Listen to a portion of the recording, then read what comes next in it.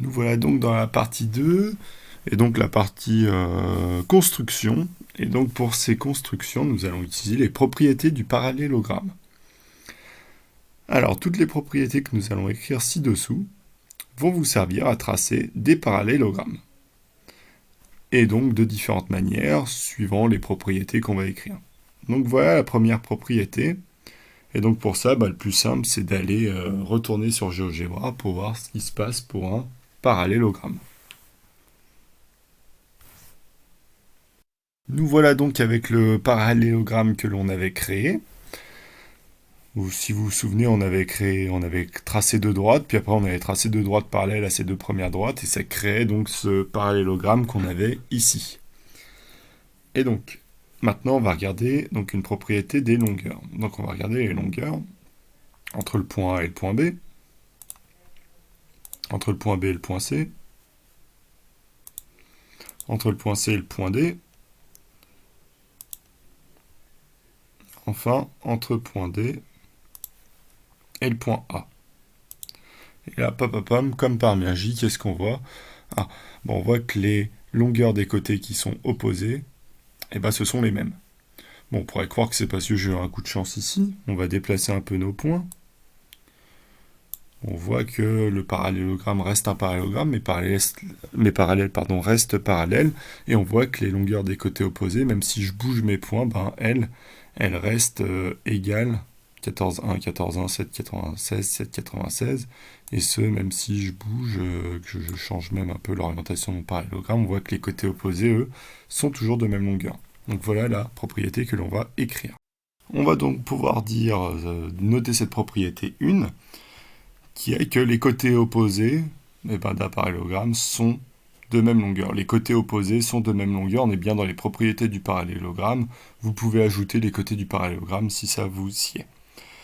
Et donc on va tout de suite faire un exemple de tracé en utilisant cette propriété.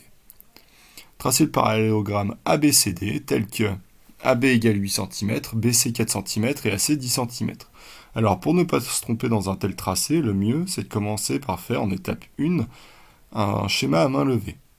Donc je trace un premier côté, un deuxième, un troisième, un quatrième, à peu près. Je place mes points A, B, C, D dans le bon ordre. Et ensuite je note les informations de l'énoncé. Je sais que AB fait 8 cm, donc sur AB je note 8 cm. BC 4 cm, donc sur BC je note 4 cm. Et maintenant on me dit aussi AC 10 cm. Bon, bonne idée, on va le tracer ce AC. Donc c'est bien une diagonale ici. Et cette diagonale mesure donc 10 cm. Je mets toutes les données de l'énoncé.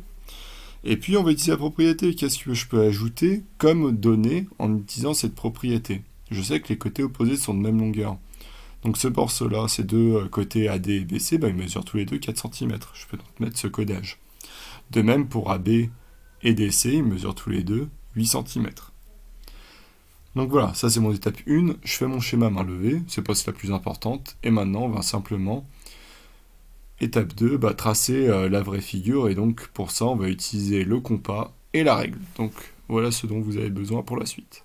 C'est donc parti pour tracer la figure en vraie grandeur. Donc on va utiliser pour ça une règle et un compas. Donc ça c'est le compas. Alors ce qu'il faut savoir sur le compas, c'est que là, ici quand j'appuie là, ça me donne la longueur de l'écartement de mon compas. D'accord? Voilà, vous voyez noté ici la longueur de l'écartement sous la souris. Voilà, c'est tout ce qu'il y a à savoir, un peu à regarder. Donc on a vu que...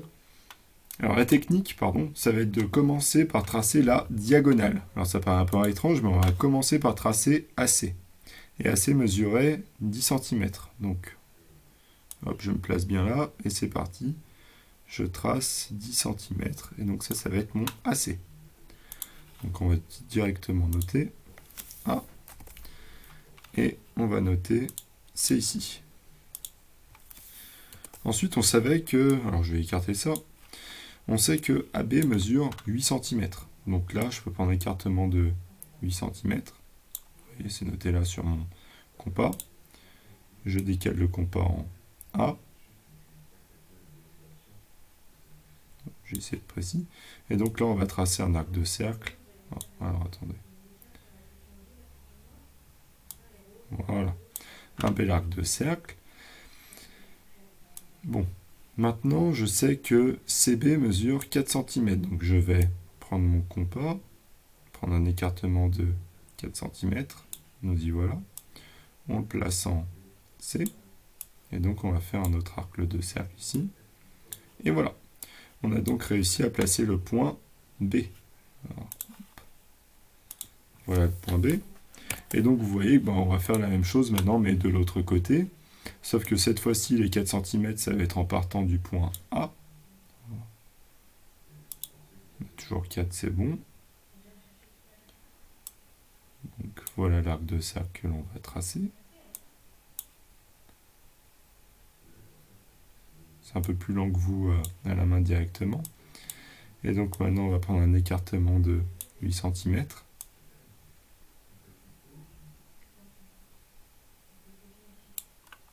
Hop. On se place en C. Et on trace l'autre arc de cercle qui nous permet de placer notre point D. Voilà le point D. Et donc maintenant, on n'a plus qu'à relier les points dans l'ordre. Donc on part de A. Alors vous prenez votre règle, vous n'avez pas de logiciel comme celui-là. Ensuite, B, on va vers C. De C, on va vers D. Et de V, on va vers A.